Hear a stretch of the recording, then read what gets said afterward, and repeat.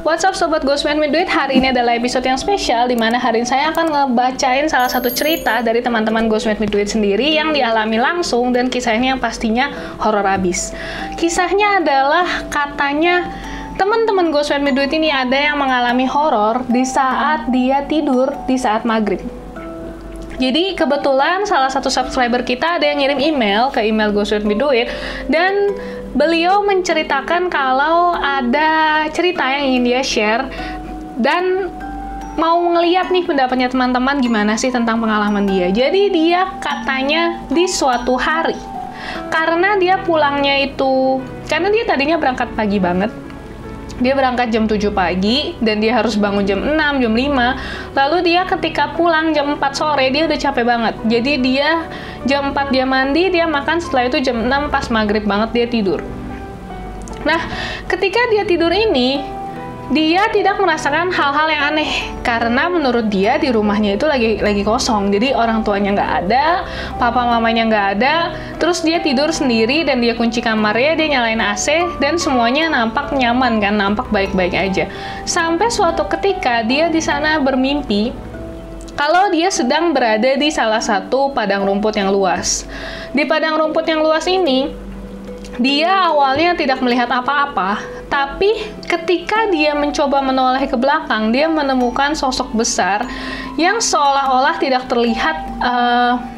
terlihat badannya, tapi hanya kakinya yang panjang sekali dan besar. Kalau misalnya dia bilang, kalau kalian tahu ada istilah yang namanya bagu ganjang ya, jadi yang katanya di salah satu daerah Indonesia itu ada raksasa yang kakinya panjang banget sampai kita nggak bisa ngelihat mukanya.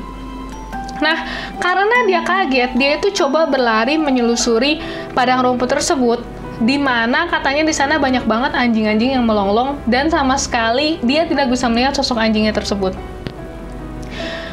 Teman saya ini kemudian mencoba terus berlari, sembari dia menyadari kalau sebenarnya ini adalah mimpi. Ketika dia mencoba untuk bangun dari mimpinya tersebut, dia malah kalian tahu yang namanya rep-repan, kayak semacam ketindihan. Dia ketindihan dan nggak bisa bangun. Itu cerita klasik banget. Tapi yang horornya apa? Ketika dia nggak bisa bangun tersebut, dia merasakan kalau dia bisa mendengar suara azan maghrib di telinganya dan dia tetap nggak bisa bergerak gitu. Jadi istilahnya dia terperangkap di antara alam mimpi dan alam nyata. Dan saat itu, dia melihat sosok kaki panjang tersebut di balik jendelanya. Jadi, seolah-olah katanya kepalanya itu menembus langit-langit rumahnya, dan dia cuma bisa ngelihat kakinya ini. Dia nggak tahu apa yang menindih dia nggak tahu apa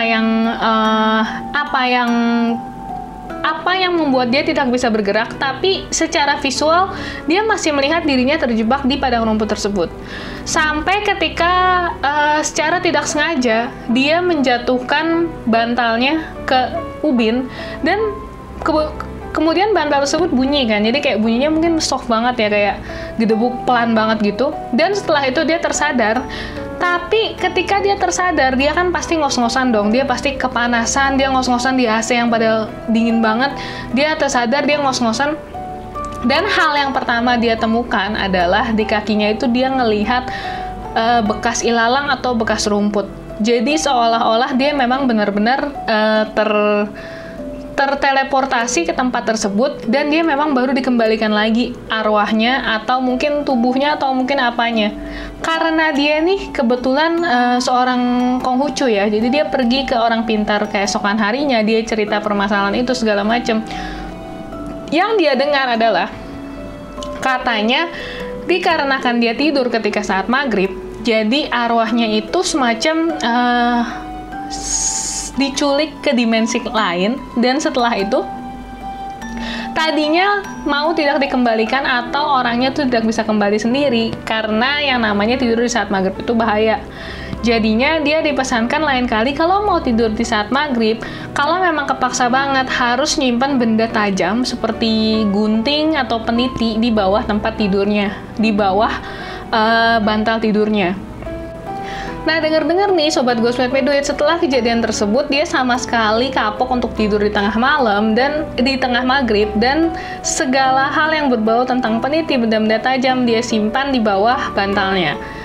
Nenek saya sendiri juga seseorang yang mempercayai hal tersebut, jadi nggak cuman ketika maghrib aja, dia bilang ketika tidur tuh bisa aja kita diculik rohnya atau arwahnya ke dimensi lain. Jadi nenek saya tuh naruh golok atau pisau besar banget yang ada penutupnya itu di bawah bantalnya. Gosipnya sih kalau kata mama saya katanya takut ada maling atau takut ada apa, karena sepeninggalnya kakek dia tidur sendiri. Tapi dari yang saya korek-korek permasalahannya adalah katanya karena nenek saya juga sering salah satunya ketiduran di tengah maghrib.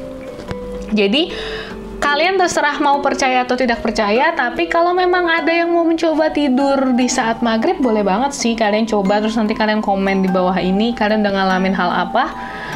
Itu aja sih yang ingin saya sampaikan, dan kalau teman-teman ada kisah atau ada cerita apapun, kalian boleh email ke tim Ghostmate Me Duit dan nanti ceritanya akan saya bacakan di sini. So thank you and see you on the next episode.